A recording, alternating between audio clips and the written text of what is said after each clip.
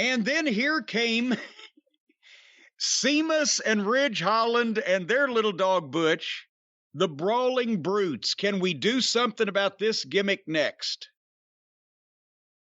Is this the most ridiculous looking thing between the caps and the outfits like they're street urchins in a Dickens novel and the Brawling Brute and Butch? Remember everybody said Pete Dunne was going to be a great top wrestling star. Oh boy.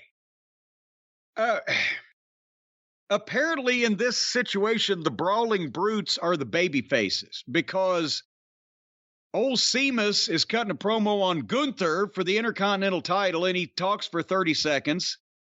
And then the music hits, and here comes Gunther and Ludwig. And so, again, I guess by process of elimination, Seamus and Holland and Butch are from the United Kingdom. We have never been in a war with them, but we have been in a war with Germany. So in this case, even though they're heels, the British folks are the baby faces. And I love Walter Gunther, and everybody knows this. And he has energy, but old Seamus talking to Gunther, there was no energy, there was nothing new.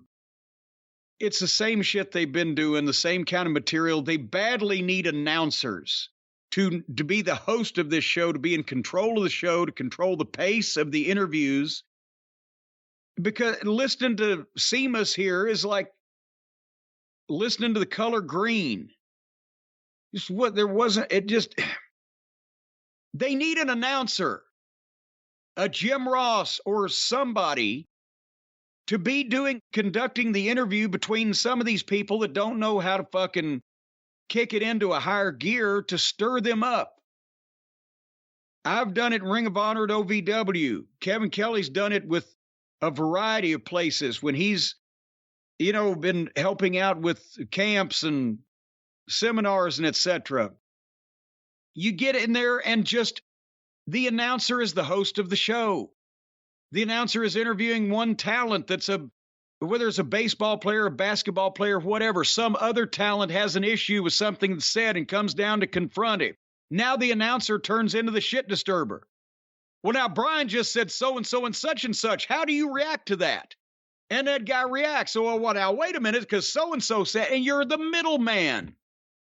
And you're facilitating the conversation instead of two guys standing there with microphones reciting material at each other. So that's another change they need to make to get back to a wrestling program from whatever it is that they've been doing for the past 20 years.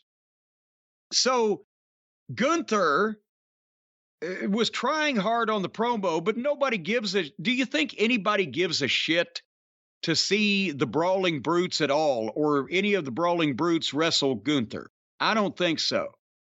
Gunther's great. I think Seamus is as stale as a month-old bagel, Brian. Well, that's a good comparison. If you wanted to put it in better New York terms, Sheamus is like having John Franco on the roster at the end of the 90s. He's been there a long time. We've seen various iterations of him. Nothing personal, but I think he's been there a long time, and maybe he's one of the figures that seems a little more stale to me than others, just because I've been seeing him nonstop for over a decade. And if not over a decade, it seems like it. It seems like. Is it time, what you're saying is it's time for us to miss him as soon as he goes away? Unless he's going to have a job for life. Did he save the tapes from a burning car? I mean, I don't know. So finally, this is the first time that I've seen Gunther in an embarrassing segment that I just wish they hadn't done with him, because normally he doesn't get any of this on him. But apparently their brilliant idea was for Gunther and Seamus to stand face to face and have a stare down while there's a fight going on around them, because suddenly as they're doing that, Butch jumps on Ludwig, and they have one of the more ridiculous fake fights I've ever seen, throwing fake punches that aren't landing or even connecting. It's just the meaningless sound and motion thing. And Gunther and Sheamus are not even blinking. And then the other stooge gets in it, Holland. And all the three stooges are fighting, and this is going on forever while the stars of this thing don't move and just stare at each other. And it was a ludicrous visual.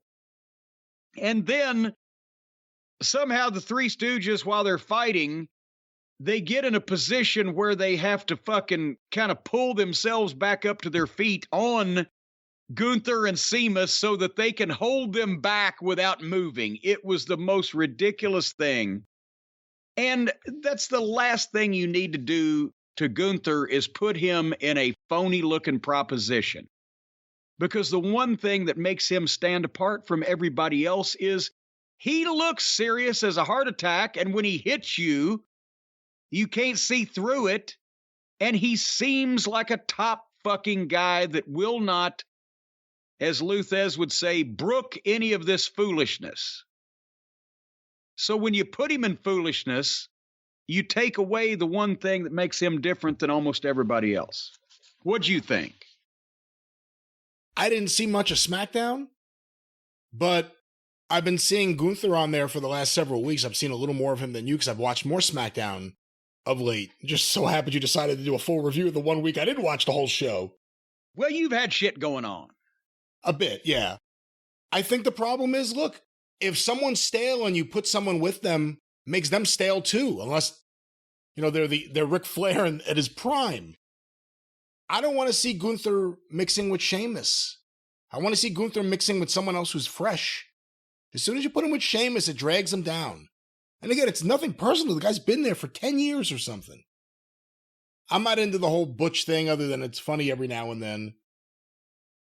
If Russo was being paid to consult USA Network for Raw, who can we blame for Fox's SmackDown?